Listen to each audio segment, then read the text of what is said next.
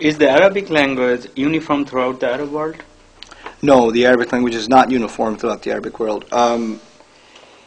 The Arab world is the way Arabic is spoken in the Arab world is dialectical. In other words, people in Morocco speak an Arabic dialect that is different from people in Algeria, that's different from people in Egypt. And even within a certain country, the villages and tribes may have different versions of pronunciation and even sentence structure and things like that. So it's very possible that an Arab from one part of the world goes to talk to an Arab from another part of the world, and they're not able to talk to each other. They're not able to understand each other. It's very, very possible. Though there is one element of Arabic that's not called dialectical Arabic, which the Arabic term is Ammiya, it's called standard Arabic, or the Arabic term is Fusha. That is the standard version of Arabic. That's the Arabic of something like the Al Jazeera network or the newspaper and things like that. That is the uniform Arabic of the Arab world. But even that Arabic is not the same as the Arabic of the Quran. This is the important thing to note. So in other words, even proper, grammatically precise Arabic, formal Arabic of today shouldn't be assumed to be the same as the formal Arabic of 1500 years ago. Of course, the passage of time and societal changes, all of these things impact language. And certainly the Arab world has gone through several changes. So because of that, we have to make a distinction between the ancient Arabic of the Quran and then also the standard Arabic or the contemporary Arabic that is spoken today. So what has made it possible to preserve classical Arabic for so long? Yeah, that's a good question. It's, as we said, language changes, society changes, and it influences how a word is understood, a phrase is understood.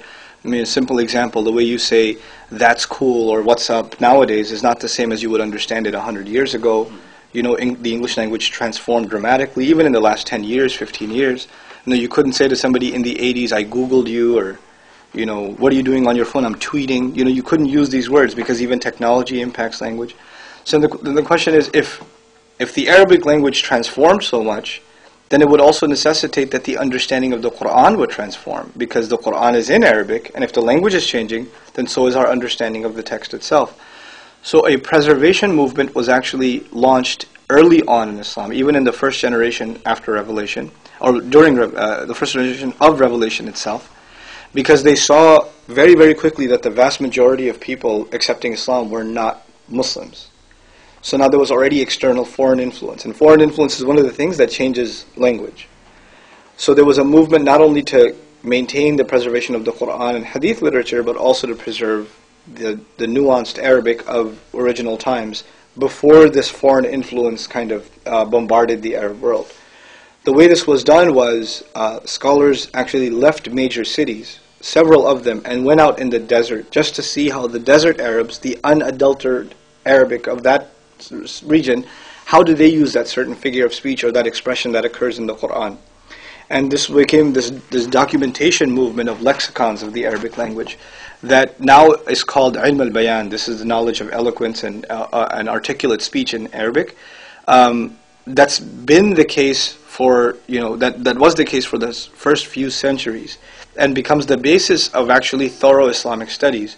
In other words, nobody can say that they're studying the Quran unless they're getting into a deep study of classical Arabic and ancient meaning and figures of speech and grammatical structures, all of which was documented early on. Even the poetry of Arabs, pagan Arabs, before Islam, that's actually even sometimes immoral or unethical and vulgar even that was preserved because that was considered part of preserving the language. And the more you preserve the language, the better insight you have into the language of the Quran, because it came at a specific time. So you need to understand how that language was understood at that specific time. So yeah, that is certainly how the language was preserved for all this time.